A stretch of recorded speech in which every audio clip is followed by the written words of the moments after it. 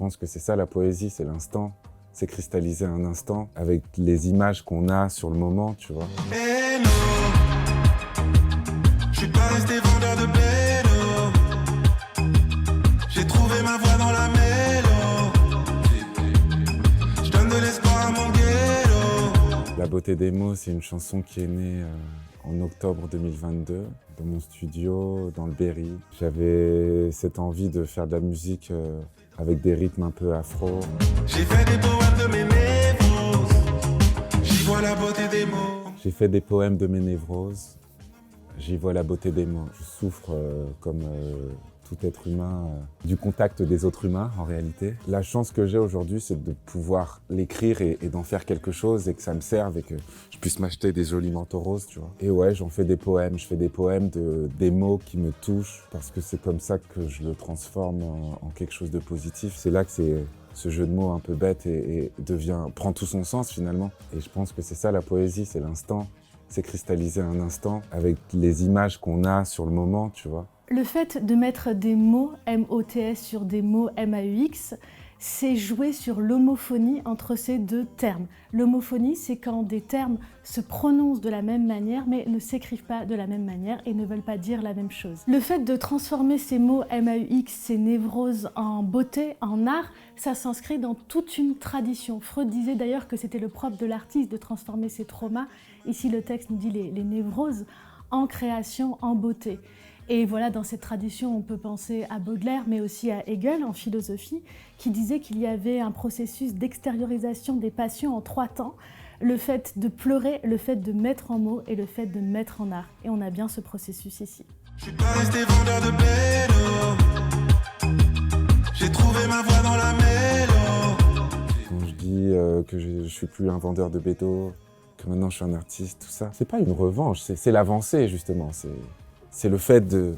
Voilà, on s'en sort, c'est possible. Comme je dis, je donne de l'espoir à mon ghetto, c'est possible. Ceux qui aujourd'hui font ça, c'est possible d'avancer et de faire autrement, sans être revanchard. En tout cas, moi, c'est pas la vengeance qui me nourrit.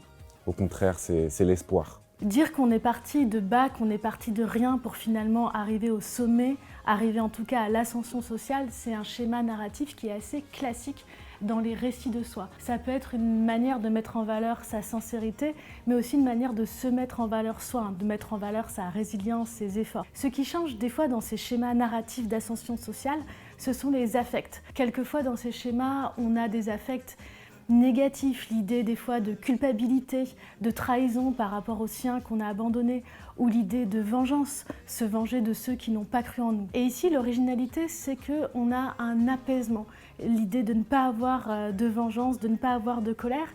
Et ce qui est intéressant, c'est que c'est exprimé par les mots, par le lexique, mais aussi par les sons. On n'a pas de sonorité percutante, agressive, et c'est aussi exprimé par les images. On a tout un jeu sur le blanc, sur les ailes de l'ange. Ça, c'est bien l'idée d'apaisement. L'ascension peut aller avec l'apaisement. J'ai tout fait pour me changer, mais on ne détourne pas le vent. J'ai tout fait pour me changer, j'ai dit en effet. J'ai pas dit j'ai tout fait pour changer. Rajouter me changer, c'est encore plus incisif. Si j'avais tout fait pour changer, bon, on dirait que j'ai changé pour quelqu'un, quoi.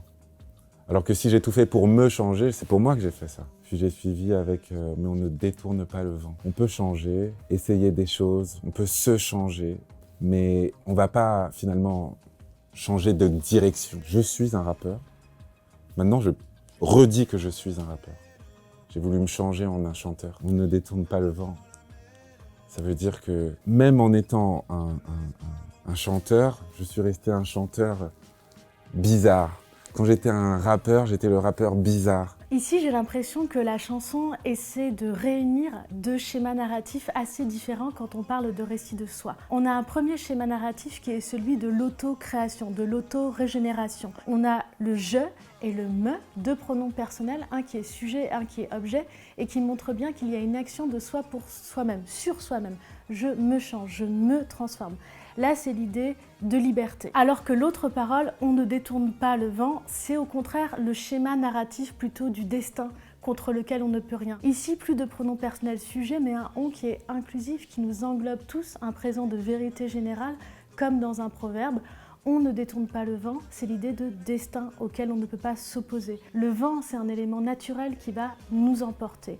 Donc liberté d'un côté, peut-être déterminisme ou destin de l'autre. Et cette tension-là entre ces deux narratifs, la liberté et le déterminisme ou le destin, ça montre peut-être une tension plus générale qu'on a toutes et tous, à la fois l'envie de se maîtriser, de maîtriser ce qu'on fait de soi-même, et en même temps la conscience qu'il y a quelque chose de plus grand qui nous dépasse.